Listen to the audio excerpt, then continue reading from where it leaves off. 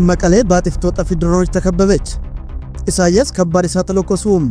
ኮሎኔሉ ደመቀ ክተት አወጁ።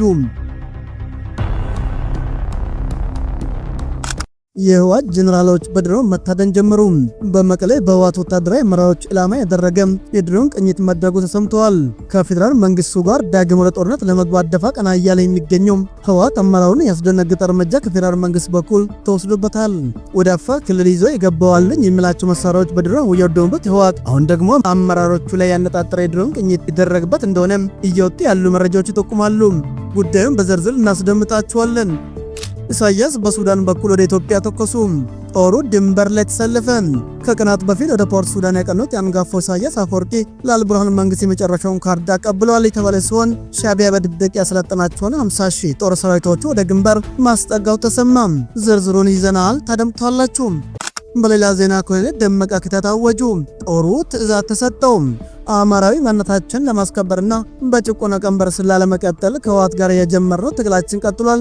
አሸናፊም ሆነ ያሉት የወልቃይት ዞን ምክትል አስተዳዳሪና የጸጥታ ቢሮ ኃላፊ ኮሎኔል ደመቀ ዘውዱ የቁርጥ ቀን እየመጣ ነው፣ ተከዜን ላለማስደፈር ተዘጋጁ ሲሉ በተከታታይ ጉያ አስመረቁ። ላዘጋጁ የተከዜ ዘባቸውና ለመላው ህዝብ አዲስ ጥሪ አስተላልፈዋል።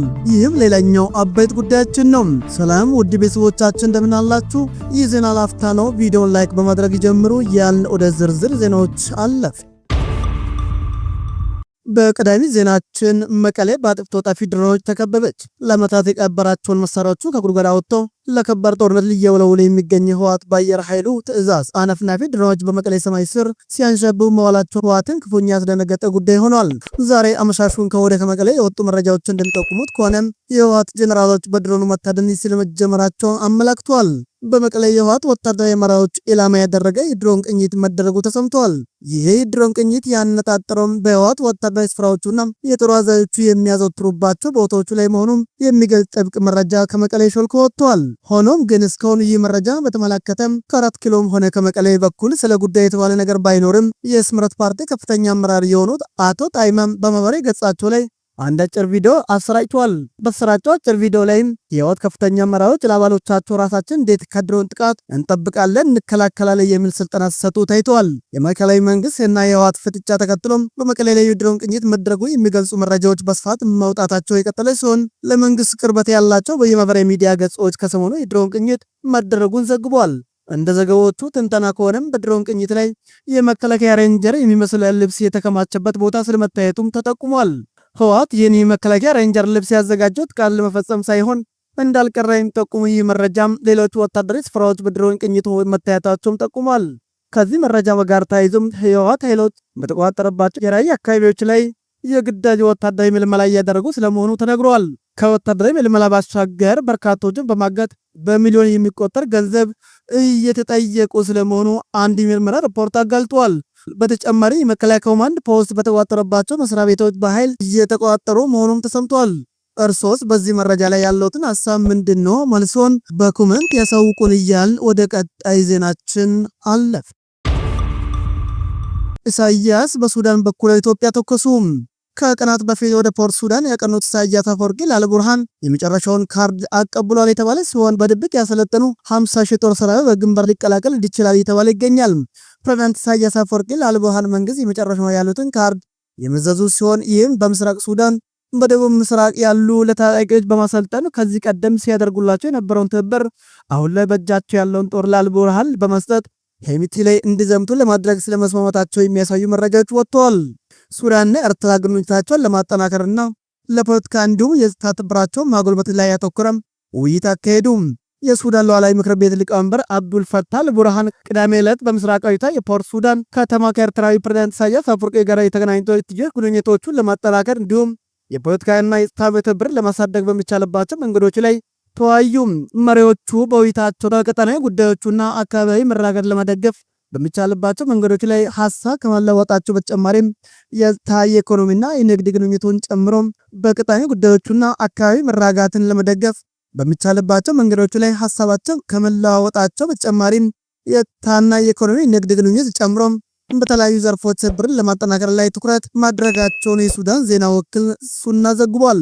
ሁለቱ መሪዎች በሱዳን ጦርና በፈጥኖ ደራሽ ኃይል መከላከያ ባለው ጦርነት ሳቢያ በሱዳን ያለው የቅርብ ጊዜ ሁኔታ የገመገመ ሲሆን ሰላምና አካባቢ ደህንነትን ለማምጣት በሚረዱ መንገዶች ዙሪያ መወያየታቸውን ዘገባው አመላክቷል።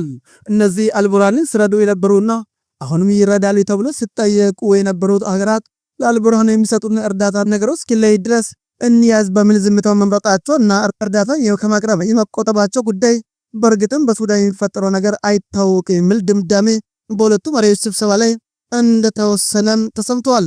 በአንጻሩ ግርግር ባለበት ማማሰያቸውን ይዞም ከተፍ የሚሉት ኢሳያስ አሁን ላይ በመጨረሻው የተባለውን ካርድ ለመንዘዝ ከጫፍ ላይ እንደሆነ ያሳየ መረጃ እንዳመላከተው አሁን ላይ ለአልቡርሃን መንግስትና በአምዳን ዳጋሎ መካከል ያለውን ልዩነት መፍጠር ላይ ኢሳያስ አፈወርቂ መንግስት ከፍተኛ የሆነ ጉዳትና ስጋት የፈጠረ ከመሆኑ ጋር ተያይዞም ኢሳያስ አፈወርቂ ጦራቸውን ጭምር በድጋሚ ወደ ሱዳን በመዝመት የሄሜቲ ጦር ላይ ጥቃት ለመፈጸም እንዳቀዱ መረጃው ጠቁሟል። ቪዲዮቻችን ላይክ ማድረግ አይርሱ እያል ወደ ቀጣይ መረጃችን ተሻገርን።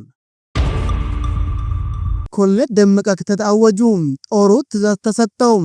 አማራዊ ማንነታችን ለማስከበርና በጭቆና ቀንበር ስላ ለመቀጠል ከህወሓት ጋር የጀመርነው ትግላችን ቀጥሏል፣ አሸናፊም ሆነናል ያሉት የወልቃይት ዞን ምክትል አስተዳዳሪና የጸጥታ ቢሮ ኃላፊ ኮሎኔል ደመቀ ዘውዱ የቁርጥ ቀን እየመጣ ነው፣ ተከዜን ላለማስደፈር ተዘጋጁ ሲሉ በተከታታይ እያስመረቁ ላዘጋጁ ተከዜ ይዘባቸውና ለመላው ህዝብ አዲስ ጥሪ አስተላልፈዋል። ድፍን የወልቃይትን ህዝብ እንደ እስራኤል አስታጥቋል በሚለውም ዝነኛ ነገራቸው የሚታወቁት ኮሎኔል ደመቀ ዘውዱ ለወልቃይት ህዝብ አዲስ ጥሪን አሰምቷል። አቶ አሸተ ደምለው በበኩላቸው ህወሓት ዳግም ተከዜ እንዳይሻጋ አድርጎናል በማለት ተናግረው በአማራ ክልል የወልቃይት ጠገዴ ሰቲት ሁመራ ዞን ምስረታ 5ኛ ዓመት ዕለት መከበሩ ታውቋል። በዚህ ሰቲት ሁመራ ከተማ በተከበረው በዓል ላይ ንግግር ያደረጉት የዞኑ ዋና አስተዳዳሪ አቶ አሸተ ደምለው አስተዳዳሪ የምስረታ በዓላችንን ስናከብር እልፍ አእላፍ ወገኖቻችን የከፈሉት ውድ ህይወታቸውን በማስታወስ ነው በማለት የገለጹ ሲሆን የወልቃይት ህዝብ በርስቱ ለዘመናት ሲገደልና ሲፈናቀል ቆይቷል ሲሉ ያውሳሉ። ቀጠል በማድረግም ይሄ አረመናዊ ተግባር የፈጸመው የህወሓት ቡድን በተባበረ ክንድ ላይ መለስ ተከዜን ተሻግሮ እንዲሄድ ሆኗል። የወልቃይት ህዝብ ነፃነቱን ካረጋገጠ 5 ዓመት ሞልቶታል ሲሉ ተናግሯል። በሌላ በኩል ያልተቋረጠ የትውልድ ቅብብሎች ትግል የዛሬውን ነፃነት ቀን አጎናጽፎናል ሲሉ ኮሎኔል ደመቀ ዘውዱ ተናግሯል። ኮሎኔሉ ጨምሮ ሲናገሩ የወልቃይት ጠገዴ ህዝብ ለማንነቱ እየታገለ ነው። የወልቃይት ጠገዴ አማራ ማንነትና ወሰን አስመላሽ ኮሚቴ ህገ መንግስቱን መሰረት በማድረግ አማራዊ ማንነቱን ለማስመለስ በአስቸጋሪ ጊዜ በመተባበር ጥያቄ በማቅረቡ አሸናፊ ሆኗል ሲሉ ተደምጧል። ውድ የዜና ላፍታ ቤተሰቦቻችን የሰዓቱ መረጃዎቻችን ያደመጣችሁት ይመስል ነበር። ስለተከታተላችሁን እያመሰገን ቻናላችንን ሰብስክራይብ፣ ላይክ፣ ሼር በማድረግ ቤተሰብ እንድትሆኑ እየጋበዝን በዚሁ ተሰናበት። ጤና ይስጥልን ብለናል።